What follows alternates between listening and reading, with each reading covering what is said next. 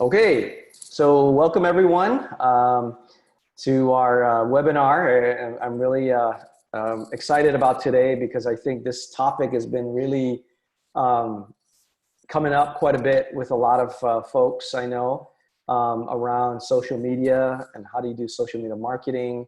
And so I've been really fortunate enough to have gotten to know Scott Kobayashi. And Scott is, I think we met before COVID, obviously, and I was just so impressed with like his creativity and how Scott approaches this whole space. And when he told me this is the kind of stuff I kind of stored it in my head somewhere because I knew that what he's doing is going to benefit so many people. So I'm really glad all of you were able to join today. We're recording it, so again, if there's people that you know who weren't able to make it, I know several people emailed me, we'll make this available to them. So Scott's got a pretty good set of slides for you, but a lot of it should be interactive, and I think it'll be a really good time. Now, Scott is the owner-founder of Yumi Social Media Agency, and he provides content creation, social media management, which I think he'll talk a little bit about, web design, search engine optimization, digital advertising and analytics support for a lot of different businesses and nonprofits. So he has the same heart to help our local businesses here in Hawaii. So I'm really appreciative, Scott, for taking the time and joining us today and just sharing his wisdom and his knowledge. He's an innovative thinker and, like just a guy who I align very well with.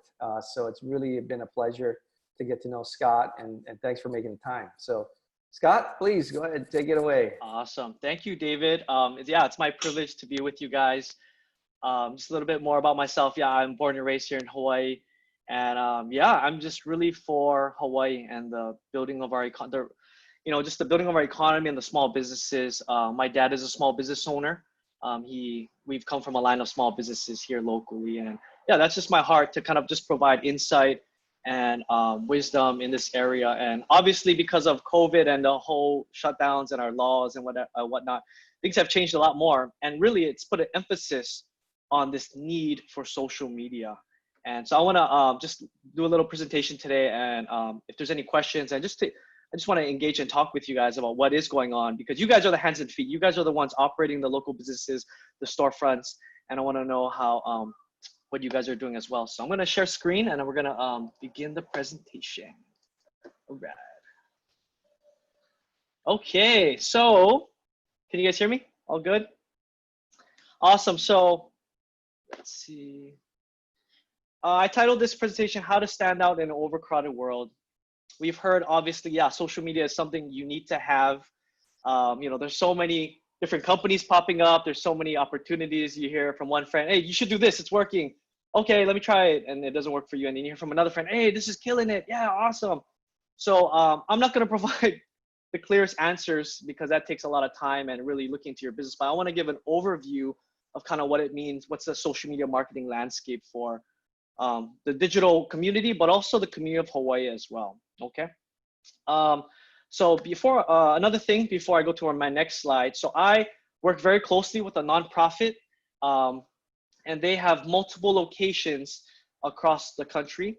And it's actually a church, and they have, they're a nonprofit and they have a lot of locations across the country and the world. And our president, the leader of this organization, he talked with all of our top leaders in every sector. And he said this really, really important pivoting quote that really questioned and spurred all of us local leaders on to start to change the way we think.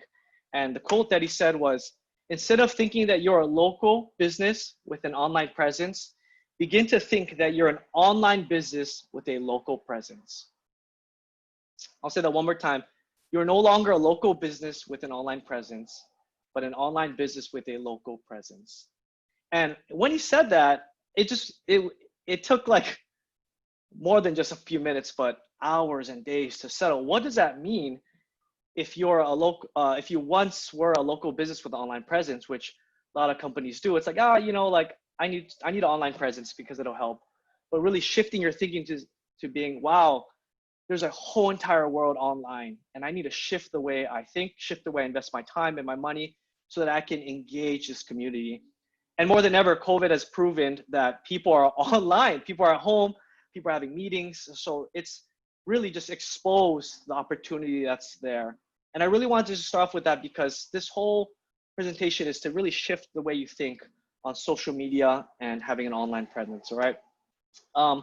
Case in point, so I thought of what's a great example of a business that has made that shift years before, even way before COVID, and that is, I'm sure you guys heard of them, Pizza Hut versus Domino's. Obviously, we grew up eating Pizza Hut. I always thought Pizza Hut had better pizza. You're open to your own opinion. But in 2007, they made a huge pivot. Domino's made a huge pivot to build their online presence. And so that was 13 years ago. And they said, okay, we want to engage this emerging community that's on the internet. Because yeah, Pizza Hut has majority of the market share for pizza. How do we make ourselves different? And so 2007, they went online and they just kept investing, building. How do we, they were putting time and money online. They changed their marketing strategy. They appealed to the people what they wanted online. Obviously, people online have a shorter patience level for getting their product. So they changed their marketing strategy. And they want to build a personal connection with you. And so that's something that the pivots they made from 2007. And some of the results, in 2017, they passed Pizza Hut in net revenue. They took over because they had built this huge relationship online way before Pizza Hut did. And now 60% of Domino's pizza sales are online. Talk about a local, brick and mortar restaurant changing their thinking and investing their time, bringing in coders, the marketing strategy change to appeal to those online. And so I really like talking about them because they've really made that huge shift. Obviously it took 13 years, but in these times, I feel like time is accelerated and we can make changes quickly. And so, I'm gonna give a general overview about social media with our generation. So for the millennial generation, obviously we know millennials are addicted to social media. 90.4% of millennials are using their phones. And this is a study done by Pew and Oberlo. They basically track statistics on social media. Gen X, they're on social media, 77.5% are on their social media, and baby boomers 48.2. And so this is just kind of giving an overview picture of who's on social media. Who's using it. So today I'm going to talk about just focusing on the two big giants because there are dozens of different social media platforms, but the ones that I just want to focus in on are Facebook and Instagram. And so Facebook, it is 2.6 billion monthly active users. That's like almost a third of our world population that is monthly engaging, that they're engaging monthly on Facebook, and daily 1.73. I mean, really, you think about how much people are on that community. I mean, you can interact with a potential community in a matter of minutes compared to if you went around, going door to door at homes. And just showing you the huge growth in the community Facebook is. The breakdown, 56.3% are Gen Z and millennials. So even though a lot of Gen Zers, they don't really interact on Facebook, they do have an account. Millennials, even for them too, they have a Facebook account. Maybe they don't interact as much, but they use it for news. They watch movies on there. Gen X, 27.1, and baby boomers, 11. The rest are people, some new kids that are getting on Facebook earlier, if you're wondering where the rest of the percentage went. Facebook in general is like the hybrid catch-all content engine. You use it for long-term and short-term short-form video. So, people watch videos that are longer than 5 minutes on there, and short-form are videos that are less than a minute. People post photos, text content, articles. You can make groups, ads, and you can message people to have a one-on-one connection. So Facebook is the juggernaut of social media. Everyone uses it. Everyone puts all kinds of stuff, and it could be used for all different types of things on Facebook.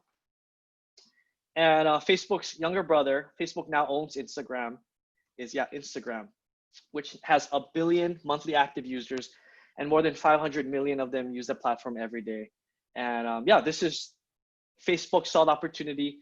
They bought Instagram, and now they are just growing and really connecting with their users. Breakdown: 63.1% of Gen Z and millennials are on Instagram, 24% Gen X, and 6% baby boomers. So obviously you see a little bit of a shift in users. So a lot of millennials are on Instagram. And the reason why is that Instagram is a very visually stimulating social platform. It's where you showcase your content. So a lot of people like to put attractive photos, short form video, Instagram stories, which are even shorter forms of video, and influencer marketing. That's where people have really built a way to connect with other influencers. And Instagram is a great place to build a lot of trust with potential customers. Instagram has a strong impact on purchasing. So Instagram helps 80% of Instagrammers decide whether to buy a product or service or not. Just speaking practically as a user, whenever I go to a restaurant, I normally look at two different things. I look at Yelp and I look at Instagram because I want to see the ratings and I want to see how does their food look? What's their culture like? Is it a nice place?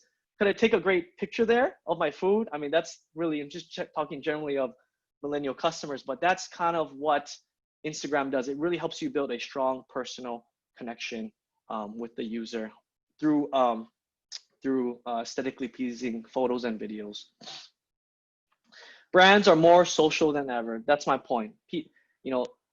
Building your brand, connecting with customers, it's online, and brands are more social than ever. You have to be online to connect with your customers and potential customers.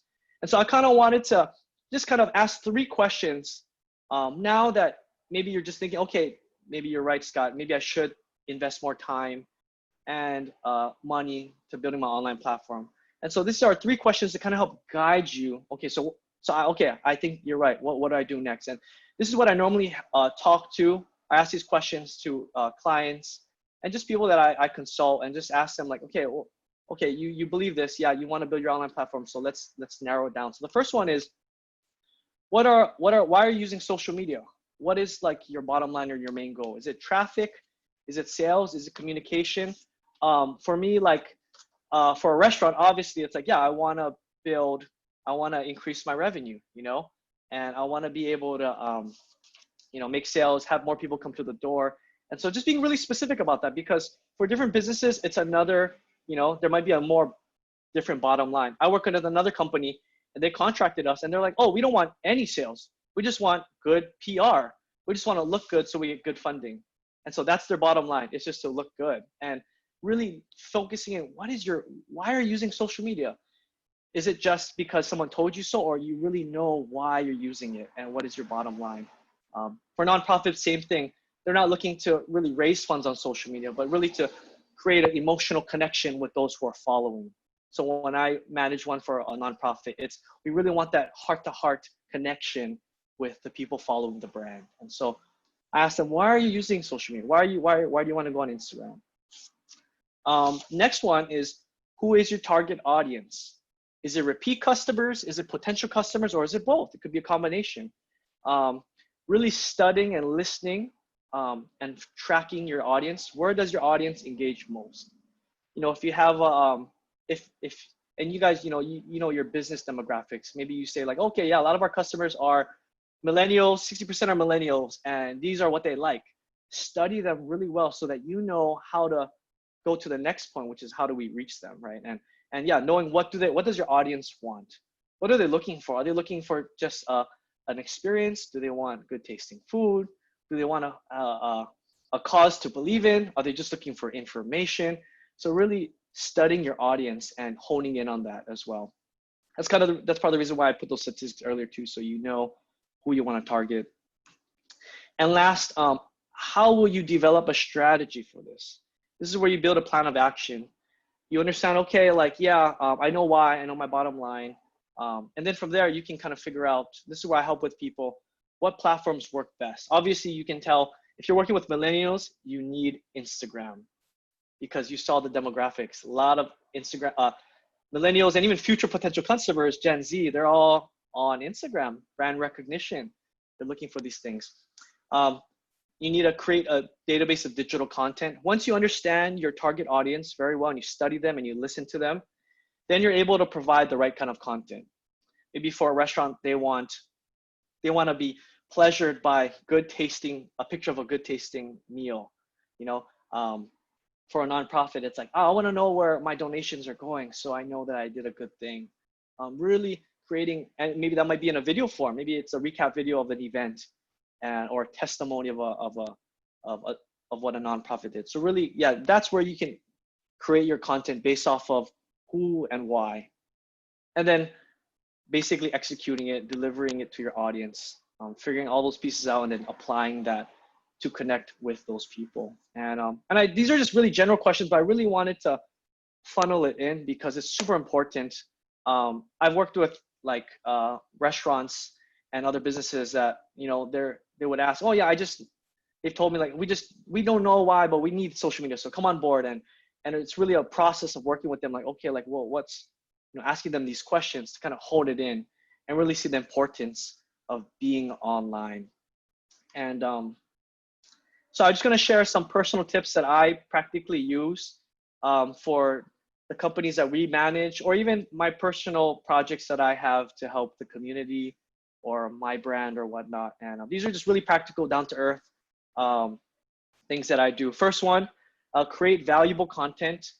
So obviously, Instagram is visually appealing social platform. So utilizing photography, graphic design, and videos, really figuring out what kind of content does my audience want, and then investing in creating good quality content. You know, if you have a restaurant and you just, you know, have a meal and you take it with your iPhone just real quickly, like, you know, it might look good, but I would say spend more time making it valuable, because people are swiping online real quickly, you know, and you only have like a few seconds to capture their attention. I think the stats are the average person is about, I think they spend 59 minutes on Facebook, and Instagram is about 53 minutes. So that's a lot of time, but people are swiping, looking, scrolling, watching, and valuable content will really capture their attention.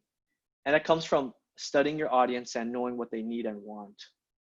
And so I think really investing in that, if you have, creating valuable content, photographers, videographers, graphic designers on your team.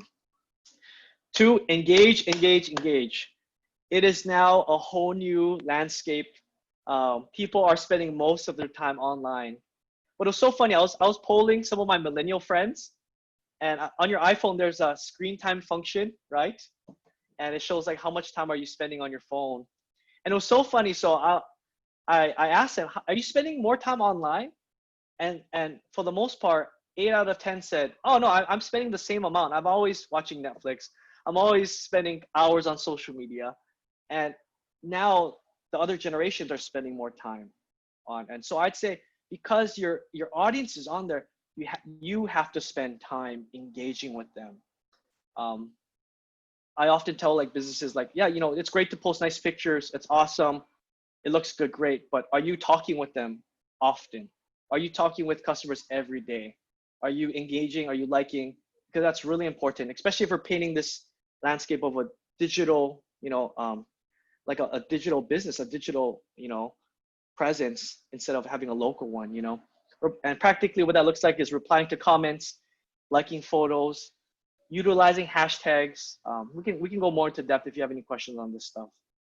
Taking polls to get feedback. A lot of brands, a lot of successful brands, they ask customers, oh, what do you guys like? You know, what kind of food did you like? Did you like the service that we provided, or should we, you know, you do open up yourself up, but that goes to my next point, why it's important. And then you can do giveaways as a fun exchange of value. There's so many other ways. You can be creative. You can find any unique way to just engage with people. And then 3rd, be consistent. Trust is everything. Being transparent is so vital. That's why I think like even asking for some feedback in a great, safe way, but it's good to say like if things didn't work out. There was this one company, and they had an issue with something being in their food, and because they weren't transparent about it, and they didn't have a really strong online presence, they weren't able to respond to that fire that happened, social media fire, because basically that customer got that picture, posted online, whole bunch of negative PR came in, and we just have to reemphasize, next time we just have to be transparent. When that happened, we reach out to them immediately digitally and say, hey, we're so sorry. Let's work it out, you know. And it's almost like how you would have a front of house person for, you know, a restaurant. You would now need someone like that online, you know, investing the same amount of time with that same cheerful attitude, welcoming attitude, like, yeah, you know, like, I'm so sorry about that. Sorry for the delay. and creating that kind of consistency online. Yeah, create a routine of posting content. So you're not just posting like, once a month and then you stop posting for 6 months and you post again. Like, build a routine and respond back to messages within a few hours. I think just like how someone would call your office, you don't want to wait days to call them back, but you want to respond back in a few hours. And I've responded as a consumer. Maybe I had a question about a brand, and the ones that have a social presence, they respond back within a few hours. Some other ones, I don't get a response or it takes like days. And so I think promptness is key, because it's a key value even in in-person business as well, being prompt and responding. And for utilizing ads, this is the one thing I think that you can really capitalize. Maybe some of you guys are already utilizing ads, that's great. And Facebook ads are a great way to specifically target your audiences. Old school marketing, and it's still relevant, but like on newspapers, you have an ad, the star advertiser would say, hey, we reach this much customers and viewers weekly, but there's no really more, you can't get really more specific than that. But on Facebook, because everyone posts their information online, there's 2.3 billion users, all their information's on there. What they like, what they listen to, their food preference. When you create a Facebook ad, you can really target specific audience groups according to their liking. So if I have let's say a clothing brand that loves, that's for sustainability, I would target my Facebook ads for people that are that care about the earth, that care about sustainability groups, that care about nature. And this is where we're understanding our audience so that we can target them. And the cool thing about Facebook is you don't just post it and it goes everyone on Facebook. You can really hone in specifically, even down to where they live within a mile, and I think that's a result of studying your audience. You can target them and you can be more effective. I think the cost per click on Facebook is about 23 cents per click on average in the United States. And that's super good. That's one click is a potential customer that you've reached. And I really think Facebook ads are amazing. We work with a restaurant, and because of COVID, they, had to take because of the dining in policies, they had to cut back their budget like more than half. And so we still work with them, but we don't manage their social media. But we said, okay, if there's one important thing that you could do because of the lack of funds, I would say just utilize your Facebook ads. Create a good ad on Facebook and spend whatever money and use that money instead of paying a social media manager, and put it in an ad, because we can reach more people. And at the end of the day, that does produce the most clear results, because in this industry, the PR, the marketing, the branding, it's difficult to measure. You can measure them, but the statistics are not as concrete as an ad, where you're like, okay, my $10 got me 10 clicks. And that led to 5 leads, which 5 customers came into my restaurant, and it costed me 30 cents. That's a really good investment, And I think the ads are, one of the biggest takeaways, especially during this time, a practical thing that you could do. And so, but yeah, those are just 4 things that I really practice a lot in helping build awareness for brands and helping them figure out who they want to target.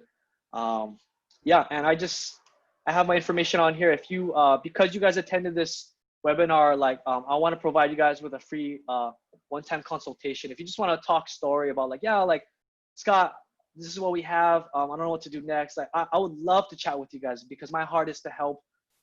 I'm here. I'm married to Hawaii, and I want to help empower and build the strong business, the local businesses here, because we're taking a big hit. We're all in this together, and it's been really tough, And but I'm here with you guys to help serve you in any way I can. And so that's my email and my phone number if you want to give me a call, and just to let you know that I'm with you guys.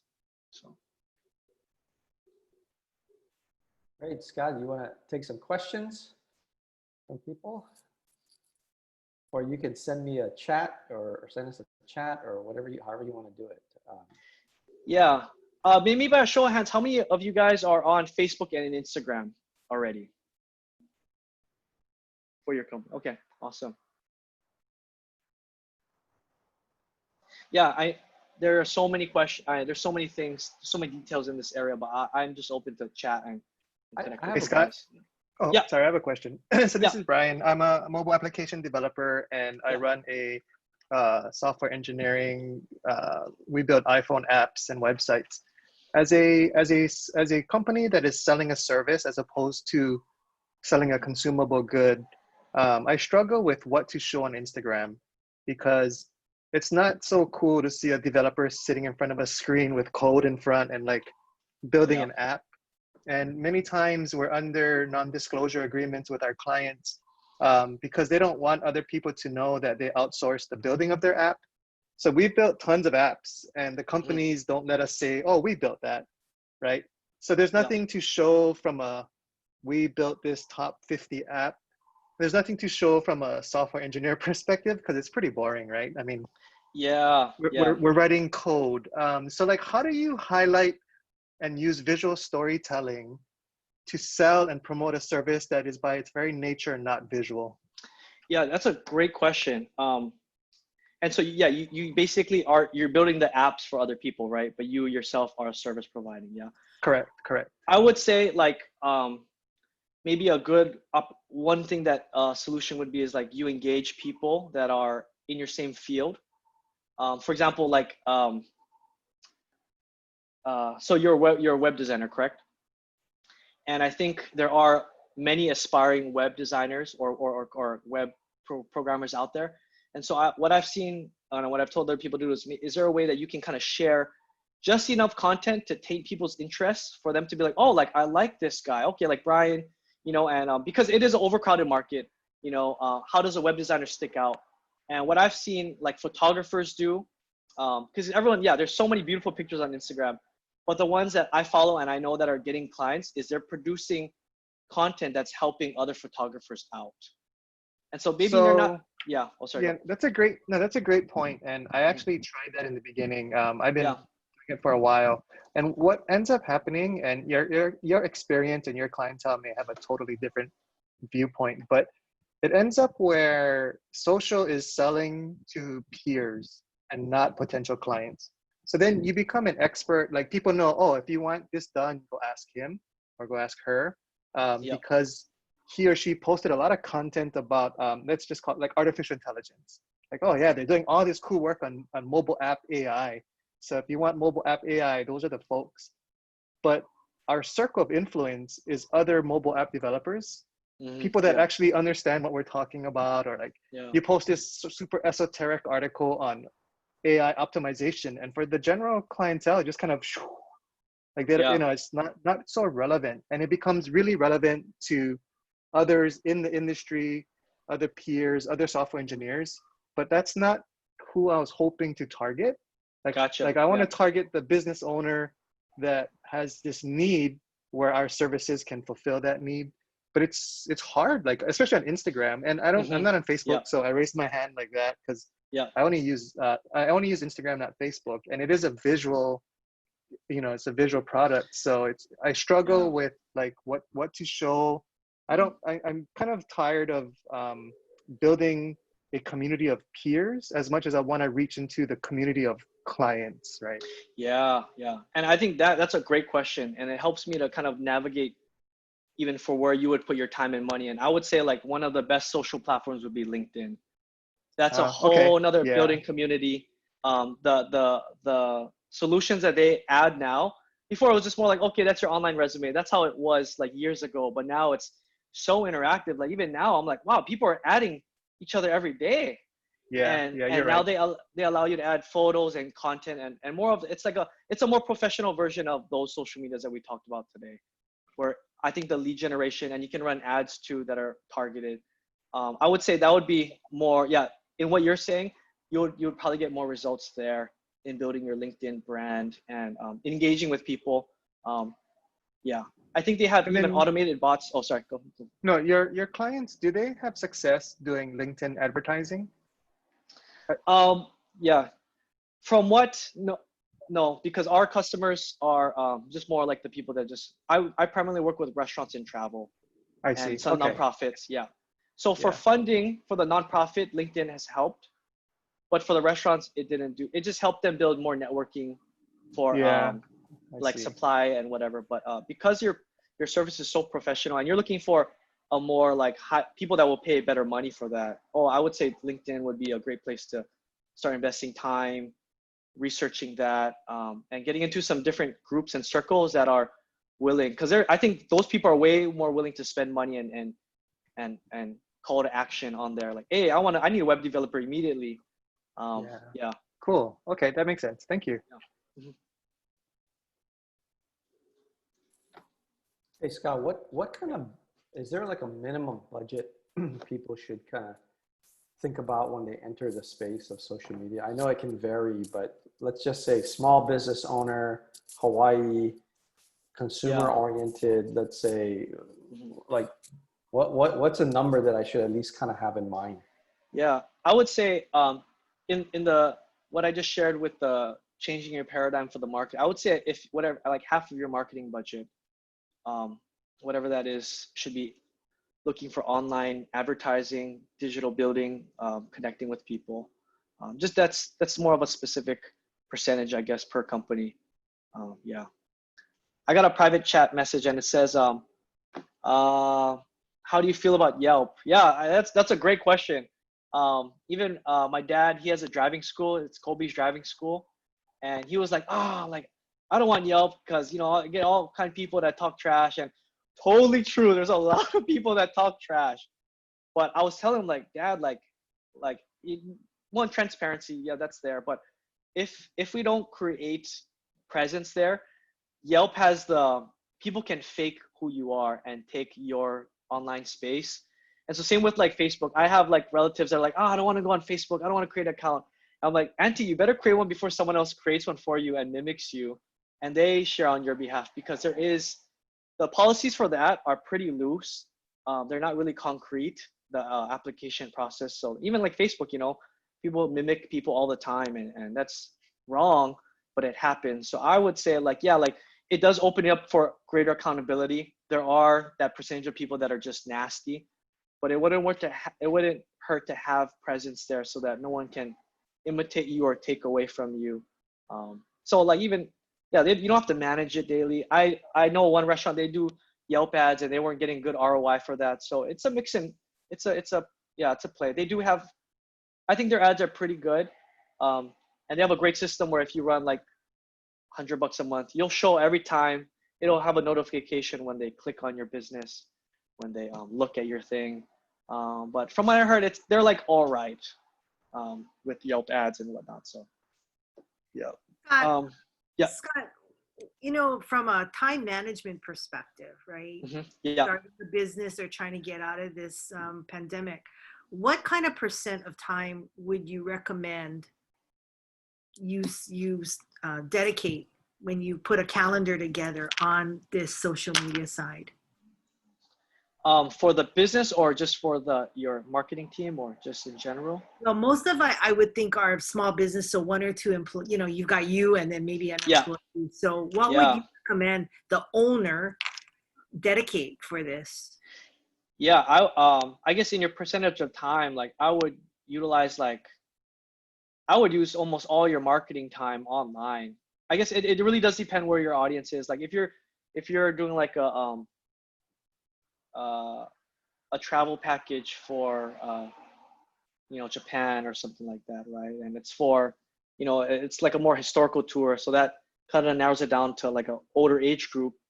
Then I wouldn't spend as much time on social media because they're not really there. Maybe they're on Facebook, and maybe you're targeting their children who are boomers. But I think like it does depend on who your audience is. If it's on Instagram, or if your target audience is like 30 and below, I would spend most of your marketing on social media and online. Yeah. And Facebook, like I said, it's a catch-all. Like there's so, like I think those baby boomers are still the fastest growing accounts created for Facebook, of users on Facebook. So yeah. This is a question for it says, do you have any tips on narrowing down audiences in Facebook ads, finding like lookalike clients? Yeah, I do work with someone who helps me hone in on deeper Facebook ads, and I know what he does is let's say he has $100 of Facebook ads, and he does run different test groups to see what works. So even before he puts majority of the budget, he does different lookalike groups to figure out. And so he'll do one where it's like a specific interest group, and he'll just see what's the ROI for that. And then the next one is a different set of interest groups. And I think it is really trial and error and testing that that'll help narrow it down, the target group. Yeah. An example of that, like let's say if you do a travel company and you focus in on your target ads for people that are in their 30s to 40s that like this TV show called Worth It Japan. And let's see if they engage if they're interested in a travel tour, a food tour in Japan. And then you run another ad comparing it to people that are maybe a little older and they watch, Kiku TV, and they respond twice as high because they're more likely to actually take the tour. Then I think just by trial and error, you're able to hone in on what is the best audience group for you. And I would say that's one tip to narrow down your audience. Because there's so many, Facebook gives you hundreds of thousands of choices to narrow down your audience. And it does take trial and error, figuring out which one provides the best ROI with the least amount of spend. So that's interesting, Seth. So you're saying like Facebook allows you to select television programs and travel destinations, things like that? And you can, yeah. Wow. Like how people on Facebook, when you create your own personal Facebook, right? You say, oh, what are your interests? You put your favorite bands. Sometimes you put where you went to high school. You put your favorite foods and your TV shows. We're giving Facebook marketing information. And we're thinking, oh yeah, we just want to show like who we are and whatever. And Facebook's actually collecting that for their ad spend. And they do track your information. Like you constantly look at sports pages, and so they're gonna see that. Do you like your favorite athletes? They got that information if you click like, and so they have the information, and now they're just selling it to us to market to our customers.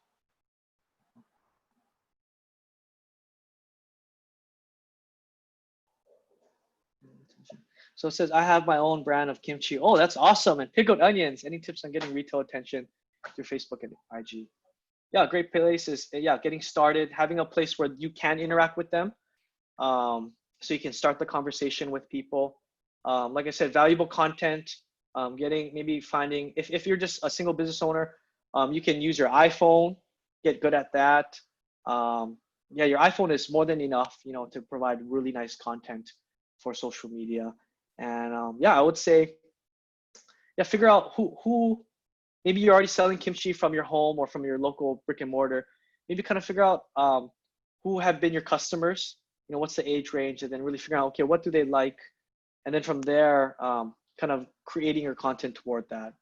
If you have a kimchi concept that's attractive to millennials, then obviously you have to take your pictures accordingly to make it like pop and stand out in that sense, I would say. And but getting good pictures of food, working with local social media influencers, like brand recognition is really important in the social media community. People are really highly likely to make a decision if someone else of influence says, oh, it's a great product. So, but really looking, as you study your audience, finding out who are those people in your audience that have a voice, and see if you're willing to make this is like PR talk, but you're willing to make a trade. Hey, what if I give you kimchi once a month and you can post about it on your social media so that they do brand marketing for you? That's a whole nother thing that we could talk about, because they're like talking about how do you find the right PR person or social media influencer. We've had those who pay for followers and they have no engagement. And we have those who, don't have the biggest following, but when we did a collab with them, we saw actual results. We saw numbers come in. And there are apps out there to kind of fish out the fake influencers in this community from the real ones. So great question. What are your thoughts? Is authenticity an urban legend with respect to photography? Better to have a well-plated, well-lit smart photo. That is great. Yeah, that's great.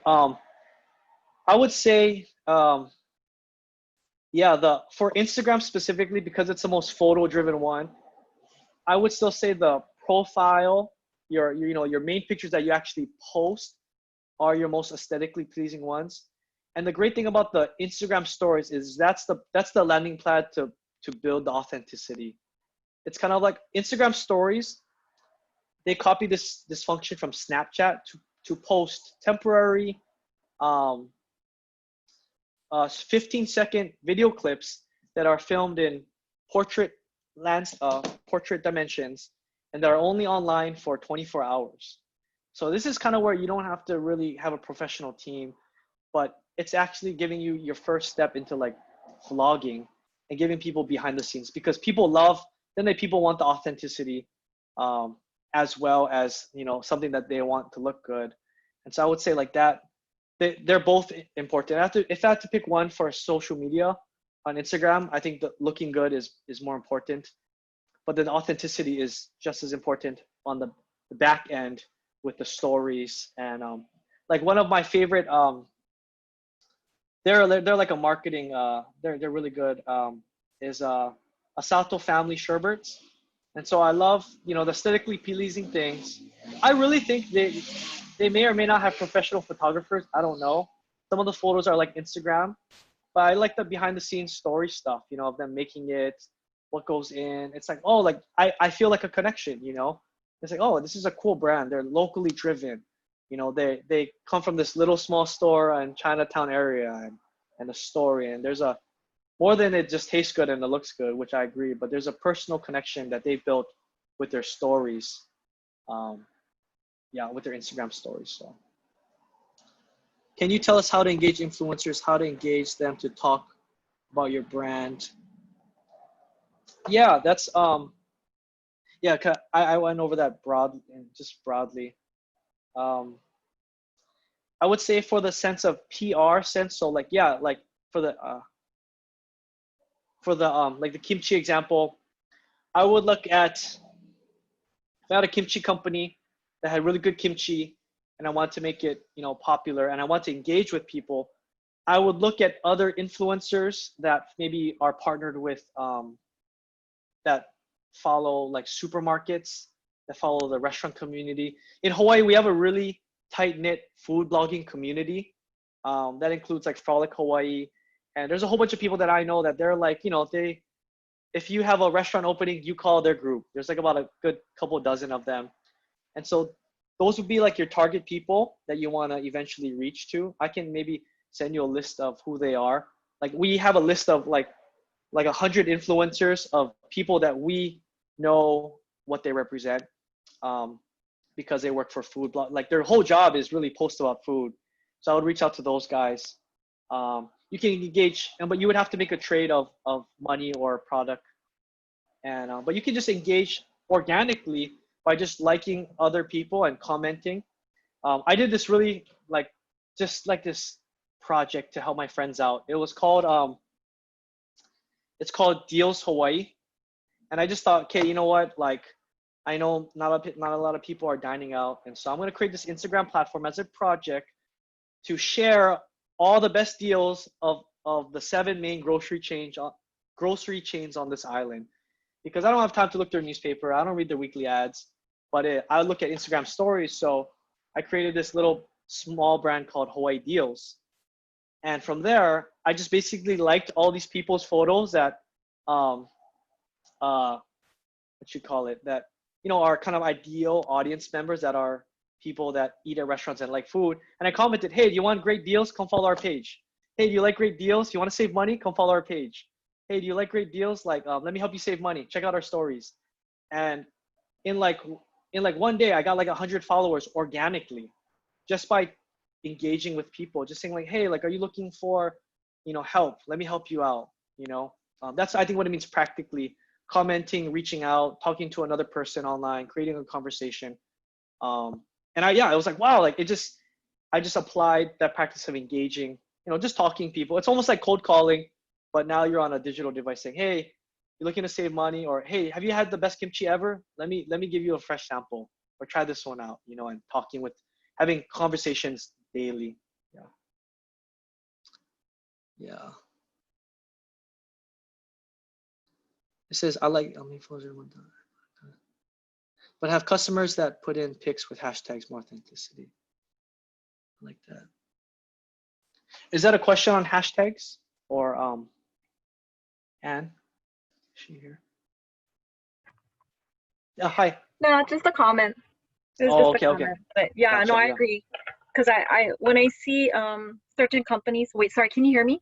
Yep, here you. Um, when I see certain companies that do have a lot of, just like what you recommended with promotions and activity, and they've got customers that are, featuring their products, whether it's at the Yeah. beach or just enjoying a snack, a Sunday snack or whatever. And it really catches your eye and it catches your attention. Yeah. And it just really appeals. There's a higher appeal to it, definitely. Yeah. I did want to recommend a small book that someone referred to me. It's called The 22 Immutable Laws of Marketing. It's a really skinny book, so that's really good. But it just kind of talks about just help broaden your marketing process as you figure out, what is your product and who's your audience and how do you stand out in the midst of an overcrowded world, like the 3 principles I love, the first 3 are like, the first one is you got to be the first, right? Law of leadership. You want to be the first in your field. Obviously it's too much people. So the idea is like, okay, then how do you be first in your category? The example to give is like, who's the, I'm going to pull it up. Who's the first person that circumnavigated the earth with an airplane? That's Charles Lindbergh, right? He did that. Who's the second person? I have no idea, some other dude. But everyone knows who the third person is because she was the first girl. And that's Amelia Earhart. No one remembers the second guy. I don't care. But the third person was a girl. So it's figuring out, okay, in a kimchi market that's, there's a lot of kimchi available out there. How could you differentiate? This isn't even digital media. This is just marketing. How do we differentiate? And then how do we get a good experience? The last one is law of perception. How do we get first in their minds for an experience? Like maybe we have as you categorize and get into the minds digitally of people. And I really like this book. I really refer back to it a lot as we help build a digital strategy for different companies. So yeah, these are awesome questions. Scott, And go. I have another question. Sorry. Yeah. So, I think of like when you build when I had to build my website and then when I think about social media, all that digital content is so important. Like finding the right photo, is like driving me nuts, right? Yeah. So what would you say, like what would be some ways to build that digital content library? I mean, are we supposed to hire photographers and just get this whole library of photos? Do we just take out our iPhone and just go nuts? I mean, how do we even start? It just seems so overwhelming. Yeah, I guess, it goes back to like, if your target is millennials, then you should get good photography. If you are looking to educate people and then maybe you should get a videographer to create videos to communicate longer term. Like YouTube is a social media platform that's one of the most well-used ones. It's more for long form media. And I think that's kind of where you can hone in. I think just having good photography is good in general for any business to just show people visually. Because a lot of people, engage online visually first, and then they kind of read on. So I would say that'd be a great place. Yeah, photography is really good. We all have really high quality cameras now with our phones and video. So I think Apple is training us to be a influencer and be a marketer in that sense, So yeah, I would say that's a good place to start. Great, thanks. Yeah. And the social media landscape changes every month. That's why there's so many other companies like myself and we're all trying to figure it out. Like, okay, like every month it changes. Instagram just introduced a new feature called Reels. Basically, they stole what TikTok has been so successful with and applied it. So now it changes kind of like it doesn't change the why and the who, but it does change how our strategy is to engage with people. TikTok's majority audience is Gen Z, Gen Y. I work with a lot of youth in the community for our nonprofit, and they're all on TikTok. And so I'm, as if they're potential customers for a product, I would before say you got to get on TikTok, but now I would say you should go check out Instagram Reels because the customer base is shifting a little bit, especially with all the politics with TikTok that's going on. Instagram is kind of here to stay. And so I would tell that person, hey, maybe yeah, TikTok is a whole new environment and language you have to relearn. How about you go invest in Reels? It's basically Instagram stories, but way more short and snappy. So that you can, yeah, the kids nowadays, they want information quicker, tighter, look better. Like that's it. And TikTok appealed to that. Now Instagram has taken that market share over. Yeah. So, but it's always changing every month. We're always having to learn new things. It's like, oh, what is this new feature? Okay, so. Okay. Have any other questions? With your chance. Hey, Scott. What's up, Bronson? Hey. Awesome stuff. Thank you so much for your generosity of information and sharing. I've spent a lot of time in social media marketing, and it was great to get a refresher on the landscape. My question is, I think I'd like to understand more the nuances of social media marketing for Hawaii and the Hawaii market. Yeah. And secondly, do you see social media marketing changing right now, during this pandemic, and what kind of shifts in how we think about, social media marketing come along with these times? Wow, that's good questions. Yeah, I would say for the first question, like just because Hawaii specifically is very relationally based, I think more than ever, like brand influencer marketing is really important here in Hawaii. We like as a culture like to, we a lot of our business decisions are based off of trust and relationship, and I think yeah, having someone in the community that's well trusted shout out your business is super key. That means more than in Hawaii, I think, than other places because of this idea of relationship. So I would say like that would be, so the PR aspect of online digital marketing is important. And then yeah, with this new landscape, yeah, there, obviously like as a consumer on Facebook, I have way more friends now because people are creating their accounts because they're realizing, oh, I'm stuck at home now, and it's true. The statistics are right. It's a lot of like baby boomers that have created that are online now, and I would say it's still because of this new growing audience. I don't know have the numbers now on how much new users were added in the last 6 months, but I assume Facebook grew a lot, and I would say with them, they're all kind of figuring it out and new. And what I see with that is just new opportunity to reach new people. So more than ever, people are making that shift. Like, wow, like my online presence would have been super good right now because we can't operate our stores anymore. Whether it's selling stuff online or just engaging with people online. And so, if you just had an online presence, that like you don't have a sign to put at your front of the door saying, "Hey, we're closed," but now you have a social media platform that has trust built, and you're saying, "Hey, we're closed, but we're open for drive-through and pickup." And I think it just kind of exposed the importance of digital marketing and connections online. And so I would say just keep doing what you're doing and maybe increase more time engaging online, especially because now more people at home are using the platforms. So yeah. I love your guys' stuff, by the way. I love Hopa. So good, man. Yeah, I know. Appreciate it. Yeah. All right. No. So we probably have time. Someone has one more question. We can do it. Go ahead, Simon. Oh. Sam, I don't think we can hear you. Sorry. Is it just me? Shoot. Did I cut out? David, can you hear me? Yes. Oh, okay. I think Simon, we can't hear you. You want to type it in the chat? We could probably there we go. pick Yeah. it up that way too.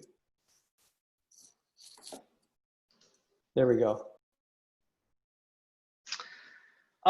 For me, it's just I usually do I usually do like a phone call for free, and then with like during this time, I usually do like I'd say the going rate is like $50 an hour, just to kind of check up and see how you're doing.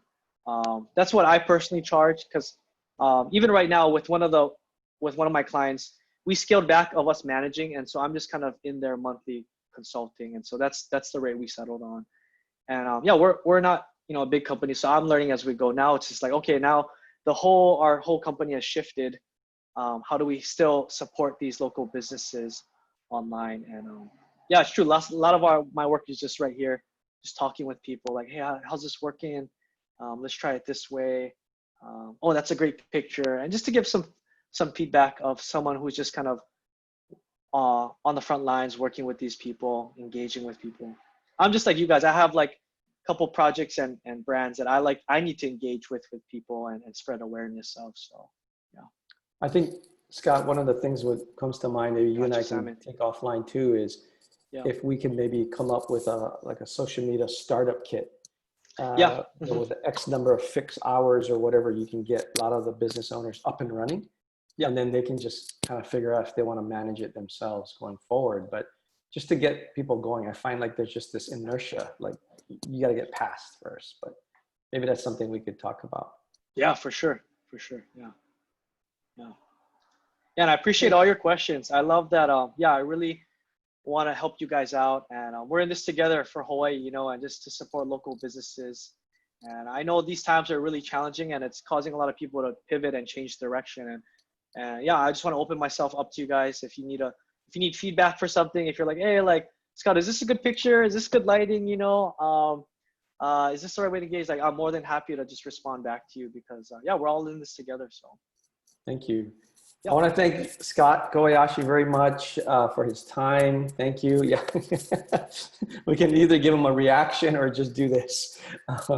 But thanks, Scott. Really appreciate it. You know, this, like I said, it's just been quite a bit of discussion around how do we do social media marketing, and all the tips you provided, all the background was super valuable. So thank you very much. Thanks everyone as well for your time. This has been recorded. So again, I'll make it available so that people are able to rewatch it, or for those that weren't able to join us can watch it as well. You have Scott's contact info. If you need it, you can always contact me directly. I'm happy to put you in touch with Scott. But thanks again, everybody. Appreciate your time. David, thanks for providing this opportunity as well. I thought it was very valuable to bring folks together. So thanks for that too. My pleasure. Thank you. Thanks. Take care, everybody. Have a good rest of the day. Take care. Bye.